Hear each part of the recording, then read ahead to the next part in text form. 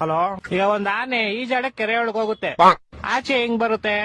ಹೆಂಗ್ ಬರುತ್ತೆ? ಹೆಂಗ್ ಹೋಗಿರುತ್ತೋ ಹಂಗೆ ವಾಪಸ್ ಬರುತ್ತೆ. ಇಲ್ಲ ಲೇ, ಮತ್ತೆ ಯಾವ ಆಗ್ಬಿಟ್ಟು ಆಚೆ ಬರುತ್ತಲೇ? ಹೊಟ್ಟೆ ಎಷ್ಟು ಉರ್ಸ್ತಾವ್ರೋ ಆ ಭಗವತ್ನ ನೋಡಿದ್ರೆ. ಒಬ್ಬ ಹುಡುಗ ಪ್ರತಿ ವರ್ಷ ಅವ್ನ್ ಬರ್ತಡೆಗೆ ಉಂಡಿಗೆ ₹1 ಆಗ್ತಿದ್ನಂತೆ. 60 ವರ್ಷ ಆದ್ಮೇಲೆ ನೋಡಿದ್ರೆ ಅದ್ರಲ್ಲಿ ಬರೀ ₹12 ಐತಂತೆ. ಹೆಂಗೆ ಅಂದ್ರೆ ಅವ್ನ್ ಯಾರ ಚಪ್ಪಲಿ ಇರ್ತಾನೆ ಎತ್ಕೊಂಡಿರ್ತಾನೆ. ಇಲ್ಲ ಲೇ, ಮತ್ತೆ ಅವ್ನ್ ಬರ್ತಡೆ ಫೆಬ್ರವರಿ 29 ಇತ್ಲೇ.